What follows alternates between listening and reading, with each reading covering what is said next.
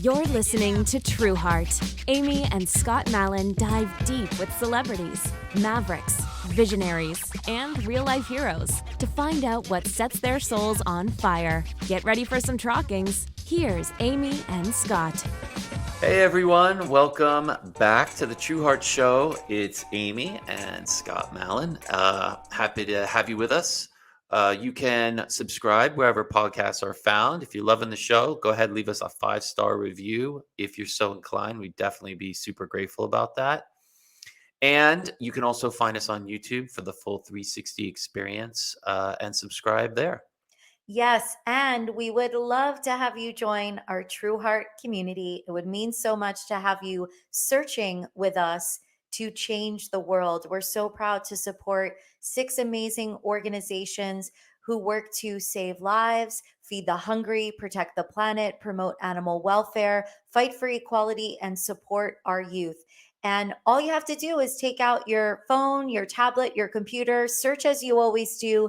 But we're donating 80% of our net profits to support these 6 incredible charities. We should mention that it's just a normal search engine, and you can just search like you normally would. You don't have to go on and search for, social impact stuff. You literally just use it like an actual search engine because that's what it is. Today's episode is the real one, and I'm so excited to welcome to the show someone who's been a good friend of mine for over 2 decades. New Jersey native Eric Nies catapulted into fame as one of the stars of MTV's Real World, the first reality show ever. He then went on to host one of the world's most watched dance programs, MTV's The Grind, viewed in over 90 million homes around the world. MTV's The Grind became so popular that Eric released The Grind Workout, a multi-platinum video series. For the following 10 years, Eric made numerous appearances on talk shows, MTV programs, including real-world challenges, movies, as well as appeared in magazines and advertising campaigns. Eric's greatest passion has been to help people, children, and the planet. He spent the past 2 decades fearlessly embarking on dozens of adventures around the world, including participating in an all-night shamanic journeys deep in the Amazonian jungle, martial arts training under the iron fist of a Vietnamese grandmaster, surfing and cliff jumping with local kids in Fijian paradise, chanting with 2,000 monks in the Himalayas, participating in Native American spirit ceremonies, shearing sheep in New Zealand, skydiving in Mexico, deep water diving in the Galapagos, fasting in the desert for 43 days, partying for a week in South Beach with no sleep, and diving into a frozen lake to save a puppy. In 2017, Eric started working with the Shipibo tribe from the Amazon in Peru and is currently on a master plant diet apprenticeship. Eric's desire for exploration and unmatched fearlessness have led him into many near-death experiences, and his unconquerable spirit and massive heart have shown that in any life experience, there is always the choice to respond with love instead of fear. For the last decade, Eric has worked as a life, health, nutrition, and wellness facilitator, a spiritual guide, and an addiction rehabilitation facilitator. Let's get into it with today's guest, Eric Nies. You are, I think, our first guest that's coming to us from one of the most magical places on earth, the Sacred Valley in Peru. So would you mind showing everyone just how incredible it is, if it's not going to mess up your camera angle? It shouldn't. I'll just be really gentle. But hold on a second. Here we go. So you were saying you were in the Sacred Valley, is that right? Yeah, I'm in a town called Pisac, and Pisac is about an hour from Cusco, and in between Cusco and Machu Picchu. So this is my backyard. Wow. So beautiful. Wow. Yeah, and there, Incredible. right here, you can see the Buddha. Oh yeah. And then that structure right there is a temple. It's a Maloka space, which fits about 100 people for ayahuasca ceremonies and wachunis and sound baths and all kinds of different healing that takes place here on the property. That's the name of the the property that I'm on is called La Pacha. It was founded by a man named Diego, who is Peruvian, and he had been serving ayahuasca and working with ayahuasca for about 20 years. And he passed about 2 years ago, and his ex-wife has kept the place going. And so there's a small little community of people that live here that all serve ayahuasca, and they're all like angelic masters of music. And I think combined, they probably play a total of maybe 25 different instruments, all the different people. Wow. And so, yeah, so there's people from all over the world that come through here for healing. For people who don't know, what is ayahuasca? Ayahuasca is a medicine, a tea. It's a combination of a vine and a plant, leaves from a plant. And when you bring these two together and boil them down for a long period of time, it activates the DMT, which is dimethyltryptamine, in the plants. And DMT exists everywhere in nature, and it's in all of our bodies. There's just different types of plants that have higher levels of DMT. And so ayahuasca in the plant kingdom, we call her grandma because she's a feminine plant spirit and the queen of the plant kingdom. Ayahuasca has been used for more than 5,000 years. There's relics that go back to the Inca, about 5,000 years. And had some type of an illness or whatever the issue was that you were dealing with, you would go to a shaman who would drink the ayahuasca, and then their vision would open up, and then they could see what was happening inside of this person. And so it wasn't until about 30 or 40 years ago that the people started to drink ayahuasca. There's an amazing, I could send it to you, maybe you can put it up on your site for your listeners, but there's an ayahuasca manifesto. And the spirit of ayahuasca came to a very well-known shaman in the jungles of Peru, and she communicated with him about who she is and why she's here and what her plan is for this moment and for the future for humanity to heal on every level. That's really interesting, Eric. And we're going to touch some more about the incredible work that you're doing a little bit later on in the episode. We want to move into our Talkings segment, which is our mashup word for true talkings, where we're just going to dive deep into some kind of philosophical issues and get your hot takes so people can get to know you better. So the first question is, Eric, if it was your last day on earth, what would you do? I would bless and say a prayer for humanity to find the courage and the strength to walk the good red road and their spiritual path to awaken their soul and liberate their soul from many lifetimes of suffering so that humanity can come together and ascend and to realize the manifestation of our star kingdom.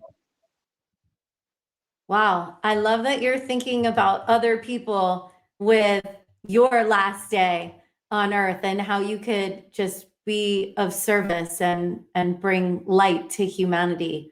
I think that's really beautiful because most people would look at that from the perspective of what can I do for me with the limited time that I have left? Well, I've come to understand that whatever I do for myself is actually for everybody else. So we're all together, we're all one, we're all connected. This whole narrative of separation, division, and all that stuff is just not real. It's just an illusion. So yeah, I don't see any separation or division between me or anything. You've had crazy experiences throughout your life. So this question is a really good one for you. What is the most fearless thing you've ever done? Oh, that's easy. Liberate my own soul. And The why do work you that think that's the case? Yeah, you got to go into more of that. Like, what is that all about? Well, about 8 years ago, I went into what's called the dark night of the soul. And I like to call it the light night of the soul now that I've gone through this experience, but people refer to as the dark night of the soul. And what that means is some people have experienced this where all of the suppressed emotions from the traumas in this life and your past lives all come to the surface at the same time. And you can feel like you're going crazy. You feel lost and confused, disconnected from the world, from yourself. There's a lot of very heavy energy that you feel in your body. I couldn't go out in public. I felt super uncomfortable socially. And, what I would come to realize later on in my life is that, I set this up this way for this lifetime to prepare for what's coming in the future and also what's happening now. And so the last 8 years for me, working with ayahuasca, working with the sacred mushroom and other plant medicines, I've been going back into my past lives to release and relieve all of that my soul carried with it from one lifetime to the next. So I participated in more than 200 plant medicine ceremonies, practicing Vipassana meditation. Buddha and Jesus knew very well how to liberate the soul. They both left instructions behind. And one of those instructions or techniques that you can use to liberate your soul is Vipassana meditation. To be able to objectively observe the sensations in your body without judging them or clinging to them. If they happen to be some type of blissful sensation, you don't want to chase it, and you don't want to run from the gross sensations. Buddha coined this word called equanimity, and so to be able to sit in meditation equanimously, but then allow that to overflow into your daily life, is really how to navigate through this world of duality here on planet Earth. And so this has been the process that I've been going through for 8 years. I try not to share examples because the last thing that you want to do when you walk into ceremony is to have expectation. Right. And so I can just say that, it's not an easy path. That can be very challenging, to walk this path. They refer to humans that have walked this path as, warriors of the light.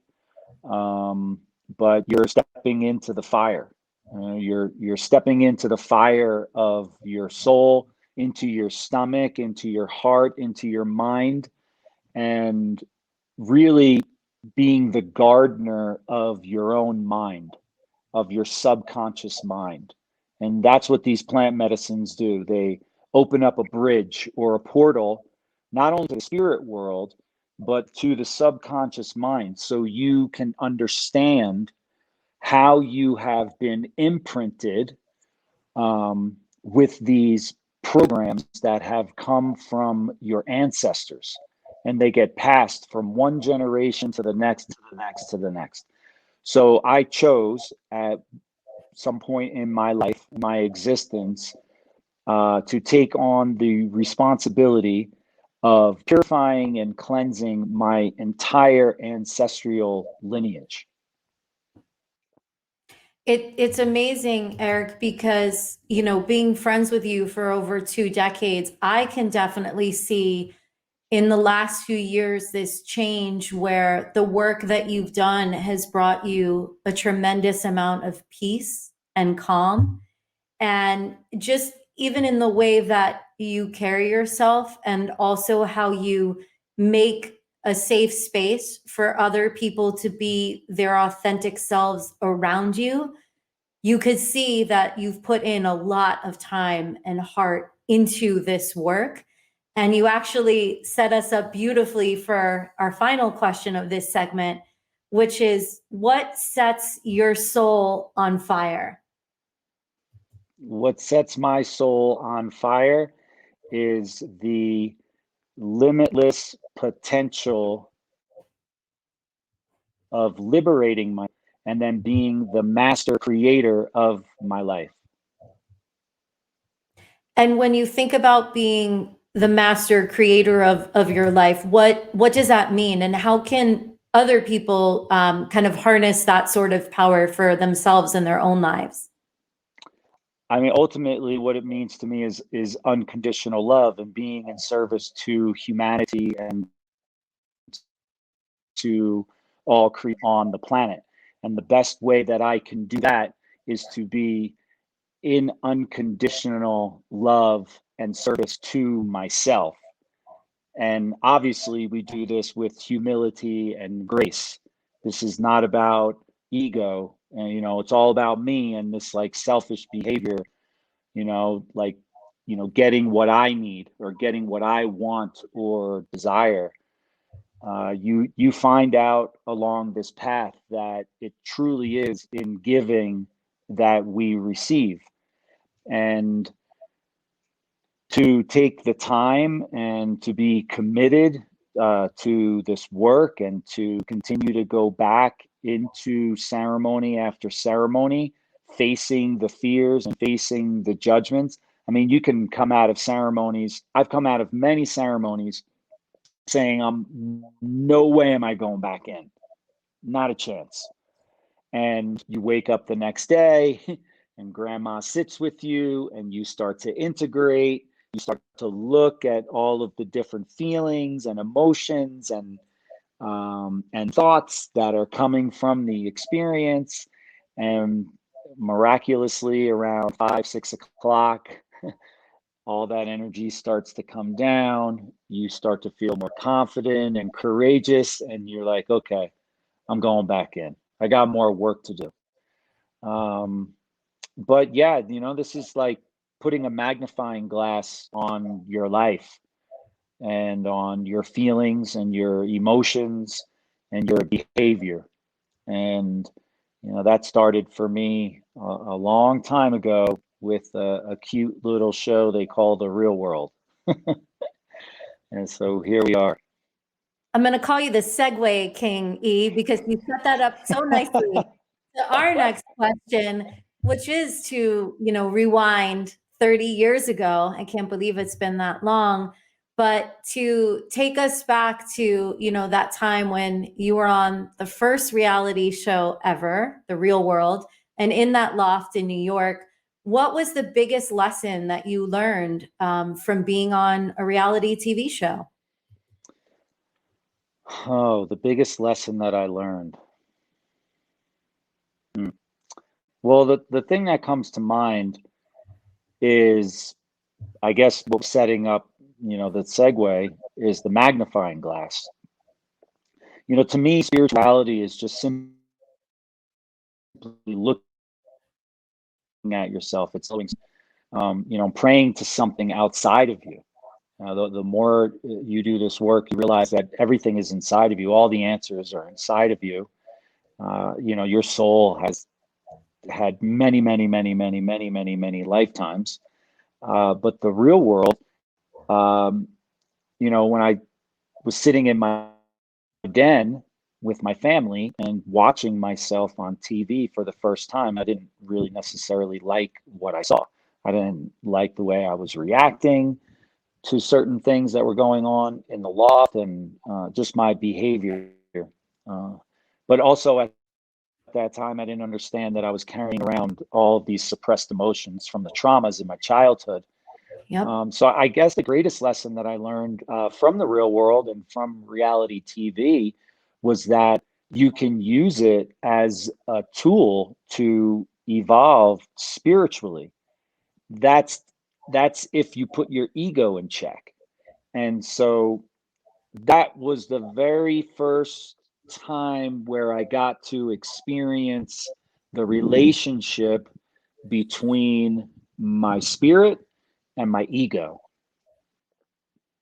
That's so interesting. And, coupled with that, obviously, you became super famous at a really young age. So, how did that new celebrity status affect you? How did you deal with it?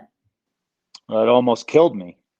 Um, you know, because of my traumas and the suppressed emotions, I got into using drugs at a young age. Not many people in the industry or people, that would follow me would know that because on the outside, I was very healthy. I actually, I took, when it came to eating food, I was taking care of myself. But on the weekends, I was going out and I was partying really hard.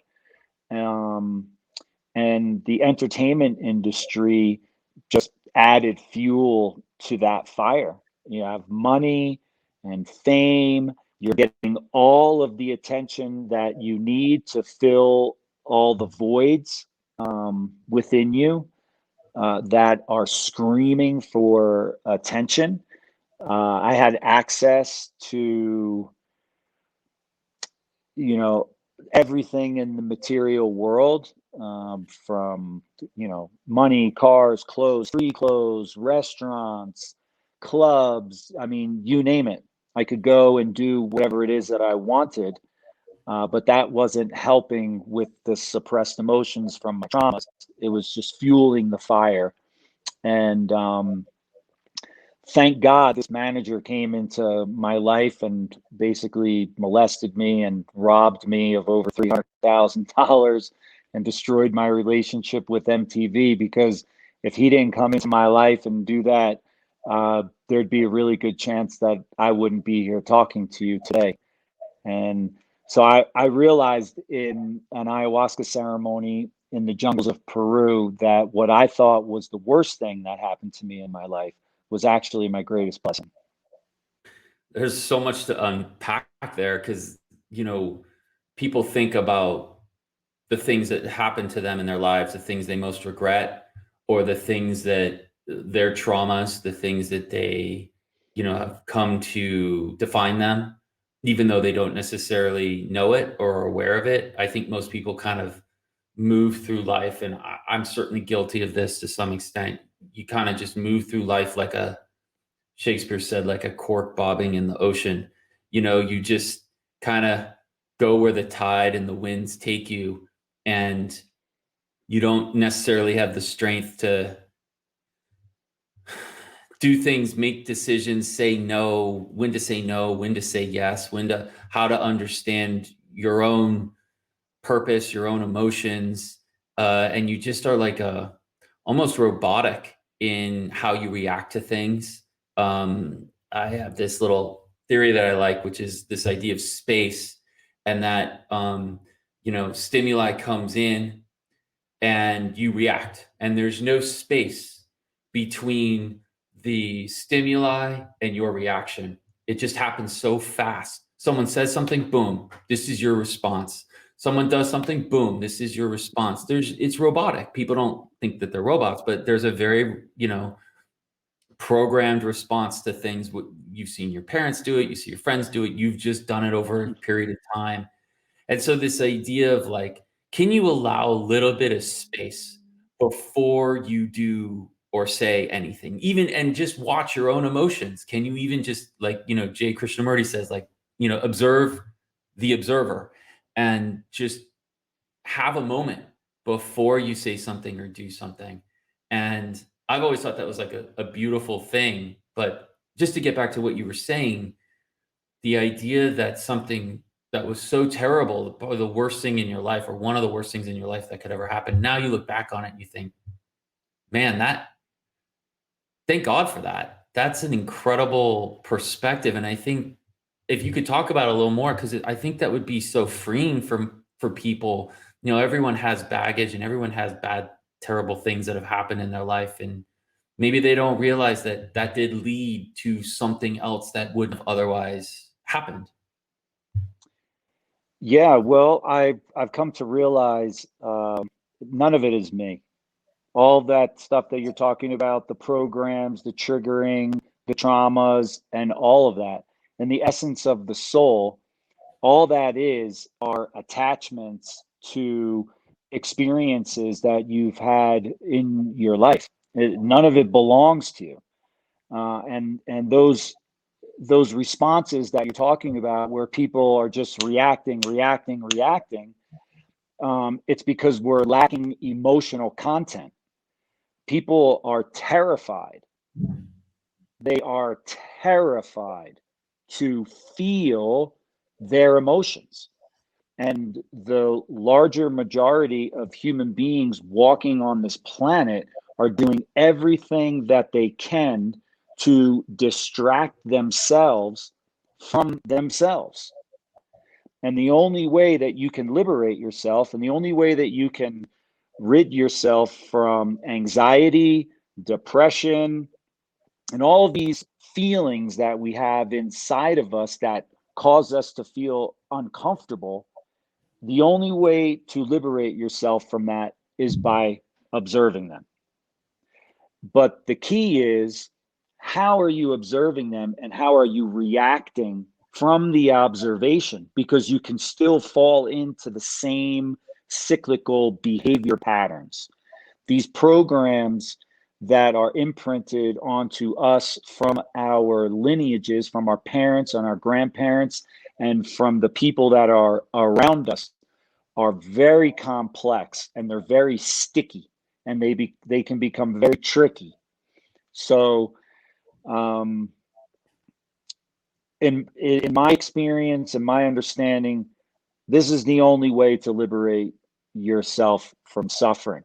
You have plant medicines that can assist you because they have this consciousness that kind of supersedes us in a way, because they're not dealing with emotion.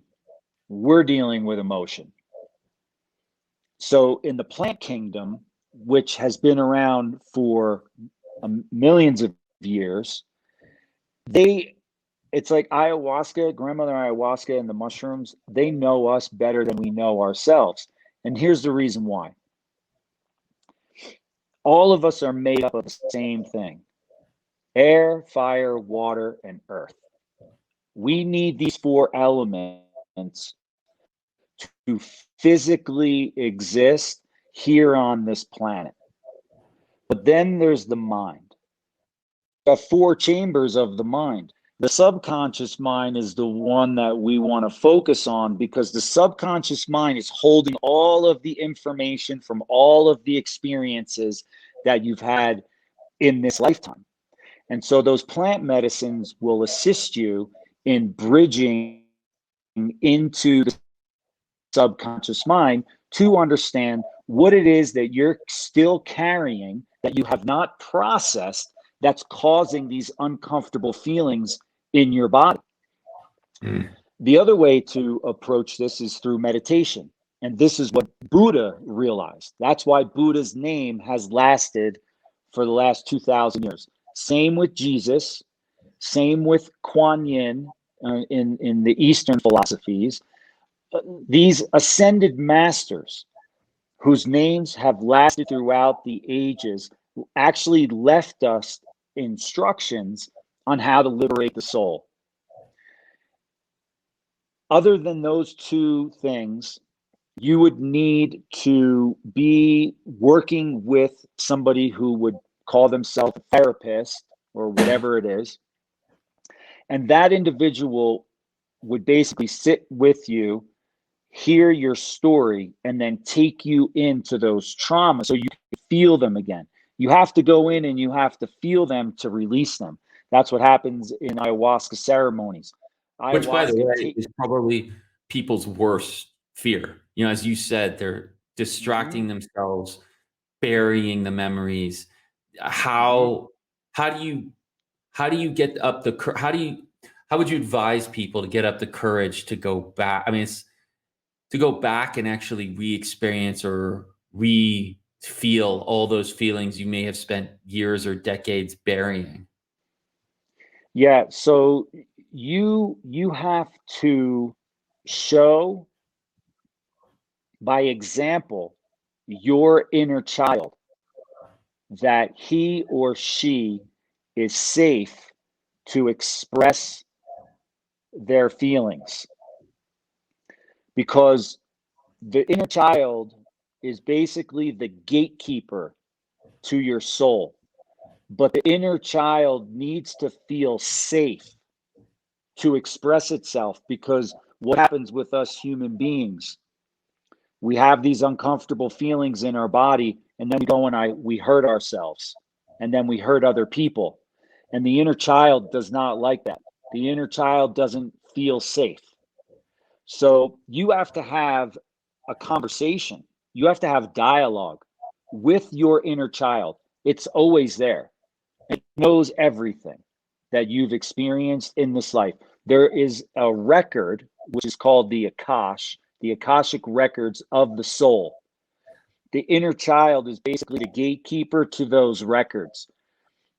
So you have to connect with your inner child, with your innocence, and essentially the light and the love within yourself.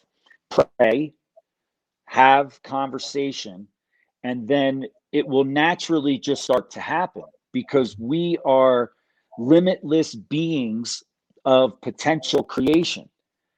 We all have the ability and the potential to create life, create children. So when you come into the world, you come in surrendered, trusting that the man and the woman that created you is going to clothe you, put a roof over your head, take care of you, and treat you with unconditional love. So we already understand how to surrender. We already understand what it means to unconditionally trust and love, because that is, in essence, who we are. But then we come into the world and we experience manipulative, controlling system that's in place here, which is maybe for another conversation. But then we start to get imprinted with all these behavior patterns, and we start to have traumas and all of the abuse and all these different things that we experience in our life.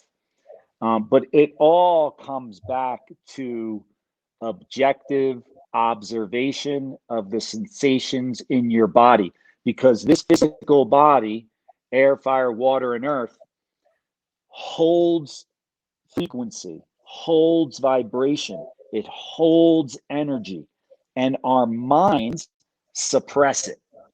So when the mind gets out of the way and you are equanimously observing the sensations in your body, by the laws of nature, these energies must naturally release and leave your body. But it all starts with your own personal prayer and relationship with yourself. That's the only way to do it. Trueheart is brought to you by Tushy. Are you still wiping your butt with all that toilet paper you hoarded last year? How's that going for you? Let me introduce you to a new way to clean after you handle your business. Meet Hello Tushy. Tushy is the modern bidet that easily clips to any toilet and installs in just 10 minutes. Starting at just $99, Tushy sprays a precise stream of clean water and washes away all of that literal crap that toilet paper leaves behind. Upgrade your bathroom experience by going to HelloTushy, TUSHY.com. That's HelloTushy.com. Tushy saves the environment and reduces your carbon butt print. Tushy saves you money on toilet paper, and Tushy saves your butt. Go to Hello Tushy, that's TUSHY.com. Stop wiping, start washing with Tushy. Trueheart is brought to you by This Saves Lives.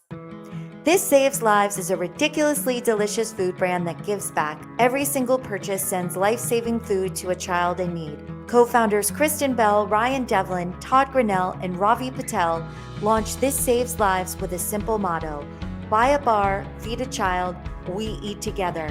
Now with more than just bars, their products contain premium ingredients and are non-GMO, gluten-free, and kosher dairy. Their unique line of kids products all contain one full serving of fruits and vegetables and are safe for school. To buy their ridiculously delicious snacks, head on over to thisSavesLives.com. Trueheart is brought to you by Half United. For over a decade, lifestyle brand Half United has been using fashion to feed people all over the world. To break the cycle of generational poverty, the community provides gainful employment to local artisans in vulnerable communities who create their handmade and sustainable products. For every Half United product purchased, 7 meals are given to a child in need. Half United has donated over 1 million meals to date. Shop their beautiful jewelry, teas, handbags, and home accessories at halfunited.com and help fight global hunger. Trueheart is brought to you by Brothers Meatballs. Say ciao to tradition and hello to your new favorite plant-based Italian bistro in Los Angeles, Brothers Meatballs. Brothers Meatballs was founded by brothers and food industry veterans Mauro and Sergio Corbia, who hail from the Isle of Sardinia, Italy. When they joined forces with second-generation Italian chef Mark Middleman, their self-proclaimed brother from another mother, the concept for Brothers Meatballs was born. Mauro was the founder and creator of Mauro's Cafe inside Fred Siegel, a long-standing LA hotspot. Dissatisfied with the amount of plant-based dining options reminiscent of the home-cooked meals their mother once made, the brothers were determined to create a menu so delicious it would appeal to herbivores and omnivores alike. Inspired by the food Mama so lovingly prepared for Sunday suppers, these meatballs are a modern take on a family classic. All menu items are 100% plant-based and made with Mama's secret ingredient, love. Angelinos can order lunch and dinner Wednesday through Sunday at brothersmeatballs.com. All right, so we got to talk about Brothers Meatballs for a second because we've been there so many times now. It's legit one of our top 3 favorite places in LA. We will drive an hour to go pick it up and bring it back. It's that good. Yeah, we are dedicated. We got to support our plant-based businesses, and this one is so good. And we've served it up to our friends who are not plant-based without telling them, and they cannot even tell the difference. Yeah. I mean, we try to duplicate this at home, and Scott and I fancy ourselves pretty good chefs, but we cannot make this I don't know what happen. they're seasoning it with, the meatballs, but they're incredible. And they have truffle pasta, they have eggplant parm, meatball subs, bolognese it just goes on and on. Garlic bread. So it's like this really rich food, but that's healthy because it's plant-based. And you got to try it. If you're in LA, if you're ever coming through LA, go visit them. They're great, great people, and the food's amazing. So give them a shot. I totally can relate to what you're saying about the conversation with the inner child, because years ago I did cranial sacral therapy, and in one of my sessions, and I did not tell the therapist any details of my past trauma or why I was there, but in one of my sessions when I was basically out, I wasn't really conscious, I was talking aloud, and the conversation was basically me floating above my body, talking to my younger self, telling myself that it was okay, that this incident of being assaulted by multiple men and women at the same time was not my fault. And I did everything I could to try to protect myself, but I have to stop blaming myself. And it was me showing my younger self this compassion and love and allowing me to release this guilt and shame that I had surrounding that trauma for so many years. And when the session was over and I woke up, I was in a full sweat. I was crying and I had trouble like breathing right when I kind of like came back. And there's no other way that, the therapist would have known these intimate details. And he was like, fiercely writing everything down. And when he told me everything that I was sharing, and I just took a moment to take it all in, I was able to experience this powerful release and recognize that I was in this place now where I was safe and that past trauma couldn't hurt me anymore.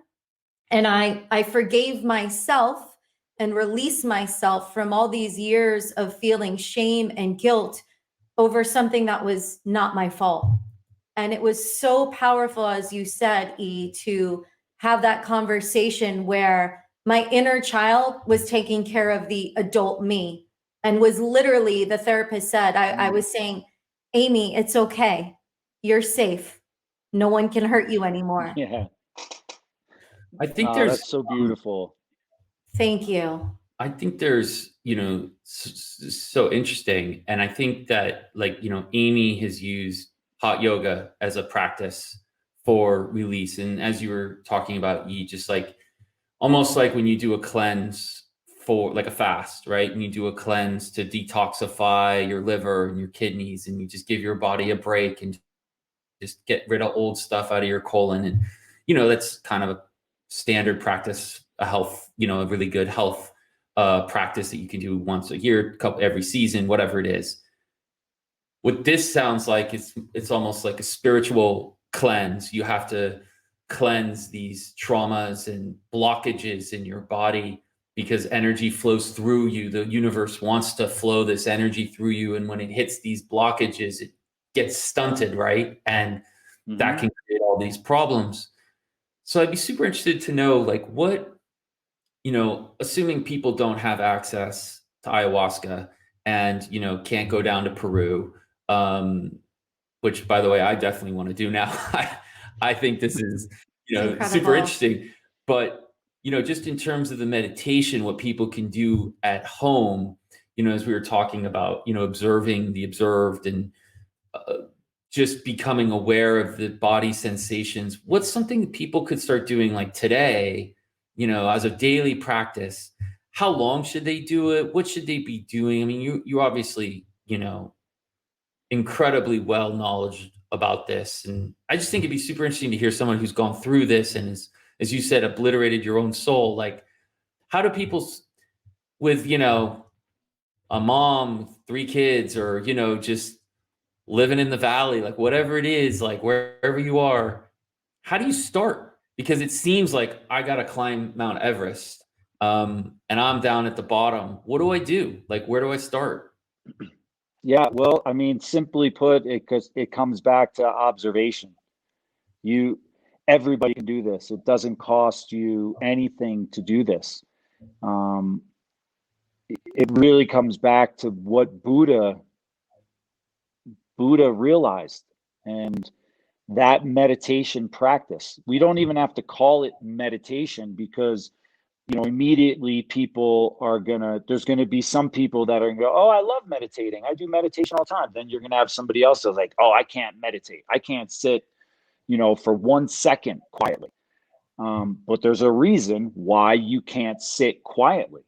So if you're not questioning, well, why can't I sit quietly? What's the reason why I have this anxiety, this depression? It's the conversation with yourself. I can't make it any more simpler than that. You need to start having a conversation with yourself and asking why. And even before that, do you even care? Do you even care to understand why you don't feel good? So that conversation with yourself is really important.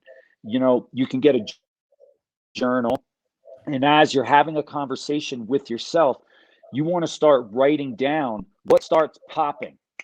I call them thought visions. As soon as you start having a conversation with yourself and start asking why, the memories are going to start to pop. And you'll find yourself, thinking about, Jim from the 6th grade because Jim in the 6th grade made fun of you because your hair looked a certain way. And that was a traumatic emotional experience for you. And you're still carrying the energies and the frequencies from that experience in your body. Going back to the cleansing and fasting, the reason why fasting exists is to do exactly this. That's what Buddha and Jesus did. They fasted for 40 days. The reason why they fasted for 40 days is so they could tune into the suppressed emotions from the traumas in their life so they would release and they would feel better. So, as simply as I can say it, start a conversation with yourself, meditate with yourself, look inside. Ask why you feel this way. Why do I have this issue? Why do I have this illness?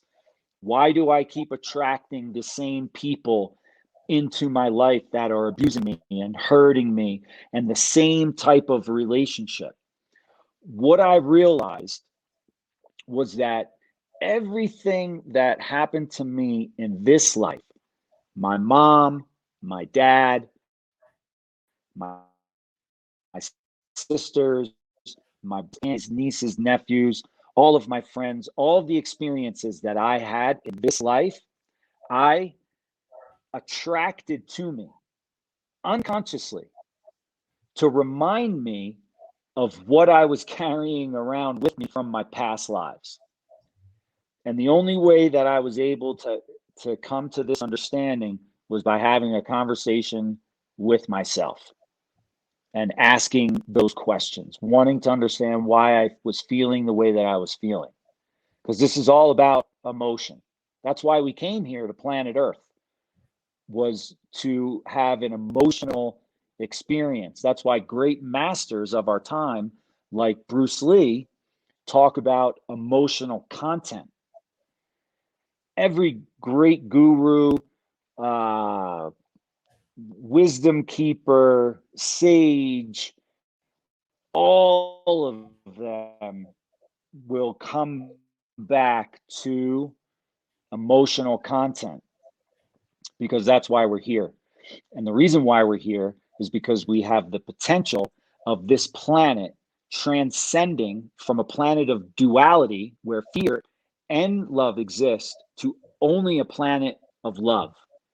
And there are a lot of ancient souls that are here assisting the rest of humanity to go through this process at this time. What you're saying really resonates with me, Eric. And actually, when I was putting our daughter to sleep the other night, I was thinking about something really powerful, and I didn't even get a chance to share it with Scott yet, but it relates to what you were just talking about with love versus fear.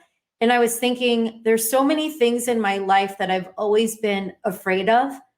But if you told me that I had to conquer those fears in order to literally get to my children, I would do whatever it took, whether swimming across an ocean, which deep water and sharks are two of my big fears. And, I drowned twice as a child and was revived. So I have a lot of issues surrounding that. But if you told me I had to swim that ocean to get to our children, I would find a way to do it. I'm terrified of heights, but if you told me I had to scale the tallest building in the world to get to my children, I would do it.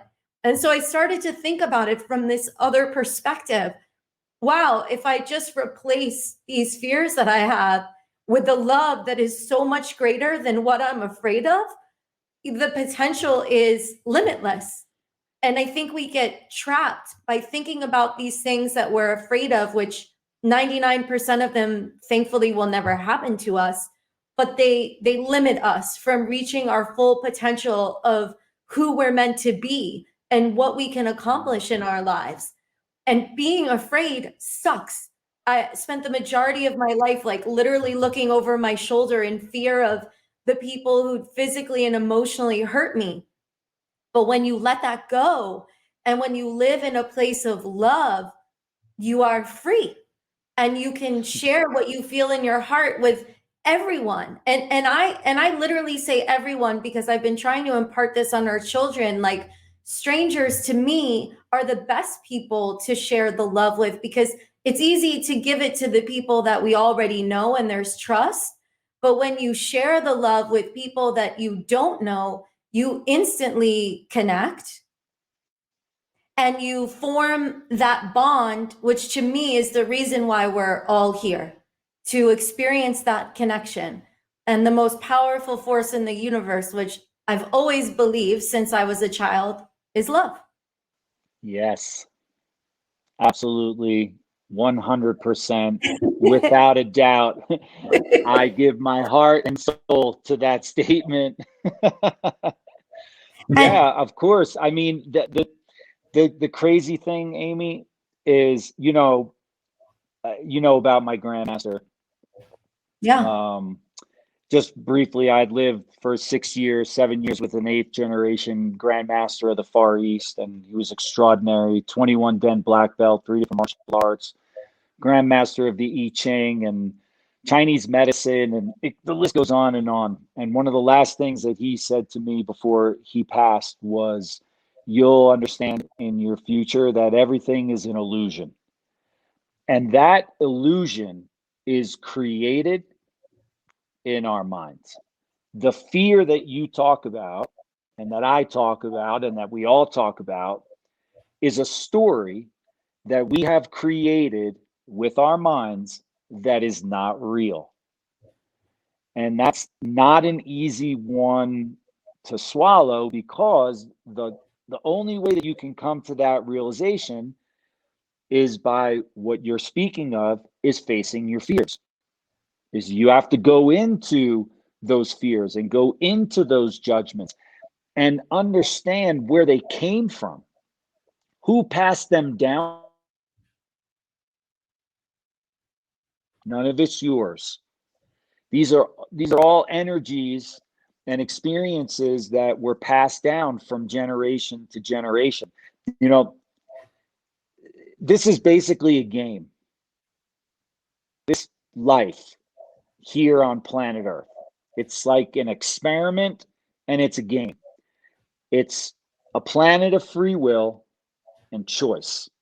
And what are you going to choose? You're going to go down the road of the illusion of fear, or are you going to go down the road of eternal love and light? Where do you want to play? How long do you want to play in those energies? And I see this all the time because for the last 15 years, I've been assisting people, mostly drug addicts, to rehabilitate from drugs. I'll bring them to the medicine. I'll help them to see everything that they need to see. They'll realize these incredible gifts that they have. They can communicate with the spirit realms. They can heal, help assist people to heal, and then they go back into the darkness. And it's not that it's right or wrong.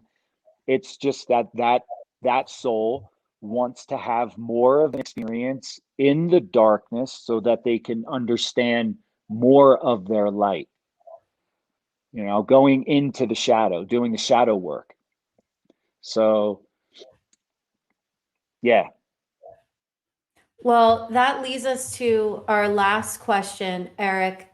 As you said, you've spent many years helping people overcome addictions and trauma, and you've definitely walked through the fire to get to a place where you could be a guide to others on their journey of healing. So when people work with you and the beauty way, what does that entail, and what can they really expect from that process? The beauty way is a very intensive detox of the physical, emotional, psychological, and spiritual bodies, where I take individuals into the desert for 3 to 4 weeks and detox their physical body using superfoods, salt flushes, liver gallbladder flushes, kidney flushes. And during that time, they will experience breath work, grounding, meditation, mineral baths to help to detoxify the body. And also the individual shares their story with me as much as they can remember in detail, so that I have a deep understanding of where they're coming from and what they've experienced, and what it is that they're carrying around with them, that is, the cause of the addiction and the suffering. And the third and fourth week, they're facilitated through the Native American medicine wheel, which is a process that lasts about 4 to 7 days, and they are ancient teachings of the natives of North America, and it helps you to reconnect with the earth and the 4 elements that you are made up of. So if you really want to get to know your physical body, going out into nature is a great idea, because this is what you're made up of. So you can learn a lot about yourself and how energies move in and out of you, by being observant and very still in nature and listening. So there's a lot of listening that goes on my part, listening to their story, and understanding where they're coming from, but then inspiring them, clearing out all of the heavy energies so that they can go out into nature and listen to nature, because nature will answer all of the questions that you have if you listen. So in a nutshell, that's the somewhat of the experience that they would go through. And I've seen firsthand the incredible transformation you've helped make possible for your niece, who I'm totally in awe of, and the work that you did to help her overcome her trauma. So I think when people put in the work with you, they can achieve these amazing results. And I think it's also really meant to be that this whole time we've been talking with you, there's been this beautiful light on you, because just to me, you're someone that radiates the light, from your soul. And so you've been radiating all this sunlight that's bouncing off of you. But it just, to me, is a reminder that that's who you are, who your essence is. And I just have so much, love and respect for you. And I'm so proud, E, of the work that you're doing to help so many people, and the journey that you've taken from when the world got to know you as a young kid in this, loft in the city on TV, to now where you are, to be in a place to truly know yourself and to share the wisdom of your journey of healing so that you could help humanity. I just think it's come full circle in the most beautiful way. Thank you, my dear sister and my dear brother. Sending both of you so much love and light, to you and your beautiful family, and many blessings on your podcast journey. I'm sure it's going to be incredible. You're going to attract everything that you need to be successful in this world. And I just feel really blessed and honored to be on your show and to support your show. And I look forward to seeing you along this journey of ascension. Hey guys, quick reminder, don't forget to subscribe to us wherever podcasts are found. And if you enjoyed the show, please leave us a 5-star review. We would definitely appreciate it. You can also find us on YouTube if you want that 360 viewable visual experience. You can subscribe there as well. And that's it. I want to give a very special thank you to my longtime friend, today's guest, Eric Nies. It was wonderful to virtually see you, and what a badass. Yeah, and just have you share your inspiring story. Don't forget to search with us so you get the same awesome results you always have, but you're going to be helping the world, changing the world. We got 6 amazing nonprofits. You'll be supporting Smile Train and Action Against Hunger and Global Green and 4 Paws for Ability and P-Flag National and Variety Boys and Girls Club. So these are 6 deserving charities. And it doesn't cost you a dime. Yeah, they're saving the world. So it's free and easy. So join us at trueheart.com if you can. And thanks for joining us. See you next time. Yes. See you next week.